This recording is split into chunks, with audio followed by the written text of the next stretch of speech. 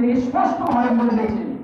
আর এই 30 যখন করা হয়, যখন পালন করা হয়, তখন মহান আল্লাহ সুবহানাহু ওয়া তাআলার সাথে এই সবচেয়ে বড় পাপ করা হয়, সবচেয়ে বড় মহান আল্লাহ সুবহানাহু ওয়া তাআলার সাথে জুলুম করা হয়।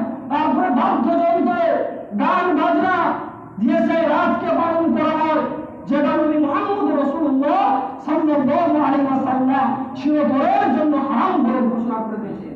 অশ্লীলতা, নির্লজ্জতা, জিনা, ব্যভিচার, এভাবে সেই রাতকে পালন করা হয়, যেগুলি ইসলামে কোনো পারমিশন নেই, ইসলামে এর কোনো অধিকার নেই। সেগুলি আর আমরা বছরের পর বছর পালন করে চলেছি। মুসলিম সুদী, আমাদের খেয়াল রাখতে হবে, আমাদের মনে রাখতে হবে যে আমাদের জীবন থেকে 1 বছর পার হয়ে গেল, 1 বছর আমাদের জীবন থেকে